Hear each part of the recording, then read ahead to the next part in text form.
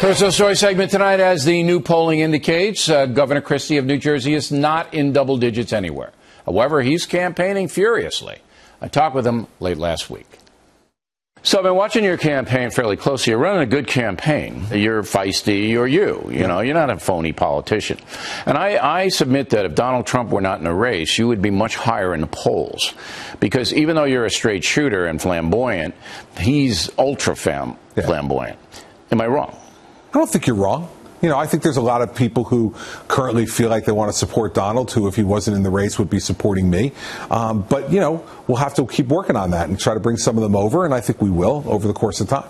You got a debate coming up the end of this month. How long can you hang in if that doesn't start to rise significantly? Well, I think you can hang in for a while. I mean, our fundraising has gone well, and that's one of the ways you hang in there. Yeah, sure, you got to have money. Yeah, right. People continue to support me, so that's good. And we're continuing to make traction. You know, the last debate went very well for us. I think people saw that we were trying to be the adult on the stage and actually talk about issues that they cared about. Fiorina, Carson, and Trump, they all are ahead of you. Does that surprise you at all? Sure.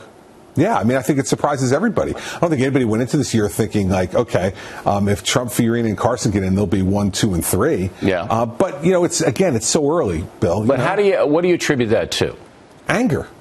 I mean, I think really most of the anger directed at the president, who's been, you know, an abomination, and Congress, which has gotten absolutely nothing done. An abomination, strong word. Yeah. The thing that President Obama did that you object to the most is the Iran nuclear deal. On the domestic front?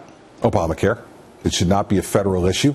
The 10th Amendment precludes it from being a federal issue. It's wrong. Do you think it's going to hurt working people? Because it does help some people who get free government-subsidized health care. It's already hurt working people. How? Well, because premiums are going up at an even greater rate than they were going up before. And they were given an assurance by their president. Their president looked into the camera and said, if you like your doctor, you can keep him. And it's not true. People are angry on the Republican side with President Obama, but on the Democratic side, a lot of people still love him. Yeah. Have you figured the president out? Do you know what kind of a man he is? Hard to figure him out. He's not very transparent. He's not very emotional. He doesn't really show what he thinks or feels, and he hasn't shown what he really was willing to fight for. I see him kind of as a petulant child. Do you think there's a racial component in President Obama? No. Listen, I don't think so. Okay, so a lot of Republicans do. I know him a little bit. I haven't seen it personally at all, although he doesn't seem to stick up for law enforcement, and you do. He doesn't seem to do that. He doesn't seem to feel angry about Kate Steinle getting shot in the back of the head because federal policies can't stop convicted felons from coming back 6 times. He doesn't seem angry about any of that. I think that has much more to do with being a law professor. You know, everything is theoretical to him. It's a theoretical argument. And when real life invades the theoretical argument, he falls back to the theoretical. And now overseas, his whole foreign policy is falling apart. You know, Putin is going to run Syria. And then Putin has allied himself with the mullahs in Iran. Right. So with Putin in Iran, they're going to just wipe American influence out in the Middle East. It's unbelievable that he's taken 40 years of American effort in the Middle East to be the dominant influence in the Middle East, and in 6.5 years given it away.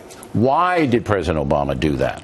Because he doesn't understand and he doesn't think strategically. So you think it's just incompetence? Yes.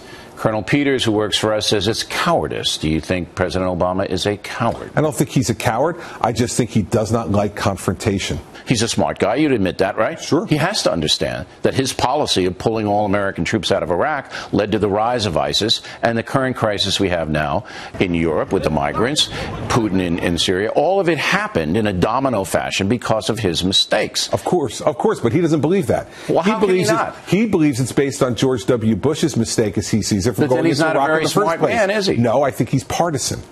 And I think he never gets away from the idea, Bill, and this is the one way I do know him, I think he always believes he's the smartest guy in the room. That's a very dangerous thing when you're a leader. Susan Rice said, his national security advisor a week and a half or so ago, said that they were perplexed as to why Putin was going into Syria. Have you ever been perplexed about it? He wants to team with Iran to dominate the Middle East and end American influence and prop up Assad. Right. That's what he wants to do. That's what he's doing. How perplexing is that? The reset button with Russia was a mistake. His policy towards Iran is a mistake. He's abandoning our allies in that area, and he's weak. Worst president ever? He's getting there, yeah. He's getting there. I mean, I think he's right there. And I think, really, he's clinched it in the last 12 months. Iran, Syria, I think has clinched it for him. All right, Governor, thank you very much. Thank you. Great.